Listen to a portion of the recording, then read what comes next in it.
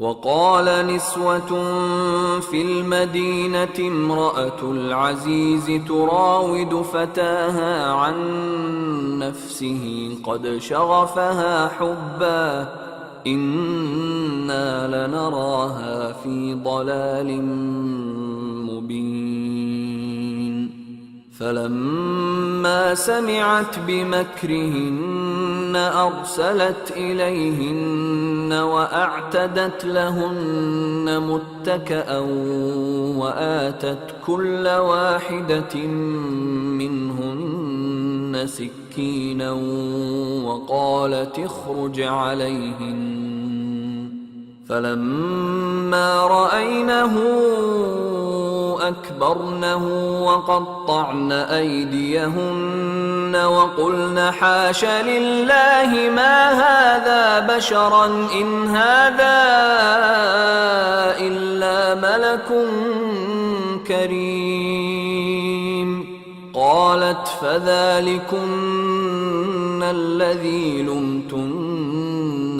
فيه ولقد راودته عن نفسه فاستعصم ولئن لم يفعل ما آمره ليسجنن وليكونن من الصاغرين قال رب السجن أحب إلي مما يدعونني إليه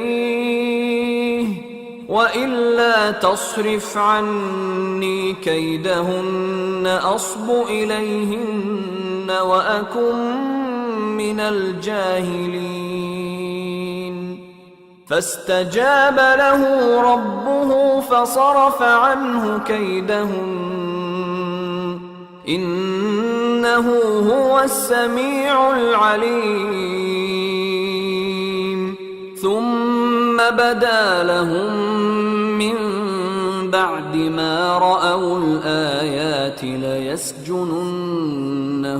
حتى حين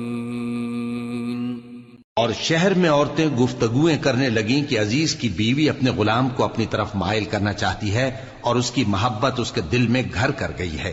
ہم دیکھتی ہیں کہ وہ کھلی گمراہی میں ہے۔ پھر جب زلیخا نے ان عورتوں کی گفتگو جو حقیقت میں دیدار یوسف کے لیے ایک چال تھی سنی تو ان کے پاس دعوت کا پیغام بھیجا اور ان کے لیے ایک محفل مرتب کی اور پھل تراشنے کے لیے ہر ایک کو ایک ایک چھری دی اور یوسف سے کہا کہ ان کے سامنے آؤ۔ جب عورتوں نے ان کو دیکھا تو ان کا روب حسن ان پر ایسا چھا گیا کہ پھل تراشتے تراشتے اپنے ہاتھ کاٹ لیے اور بے ساختہ بول اٹھیں کہ اللہ پاک ہے، یہ آدمی نہیں، یہ تو کوئی بزرگ فرشتہ ہے۔ زلیخا نے کہا تو یہ وہی ہے جس کے بارے میں تم مجھے تانے دیتی تھیں، اور بے شک میں نے اس کو اپنی طرف مائل کرنا چاہا مگر یہ بچا رہا، اور اگر یہ وہ کام نہ کرے گا جو میں اسے کہتی ہوں تو قید کر دیا جائے گا اور ذلیل ہوگا۔ یوسف نے دعا کی کہ پروردگار جس کام کی طرف یہ مجھے بلاتی ہیں اس کی نسبت مجھے قید پسند ہے، اور اگر تو مجھ سے ان کے فریب کو نہ ہٹائے گا تو میں ان کی طرف مائل ہو جاؤں گا اور نادانوں میں سے ہو جاؤں گا۔ پس ان کے رب نے ان کی دعا قبول کر لی اور ان سے عورتوں کا داؤں ٹال دیا، بے شک وہی تو سننے والا ہے، جاننے والا ہے۔ پھر باوجود اس کے کہ وہ لوگ ان کی بے گناہی کے نشان دیکھ چکے تھے، ان کی رائے یہی ٹھہری کہ کچھ عرصے کے لیے ان کو قید ہی کر دیں۔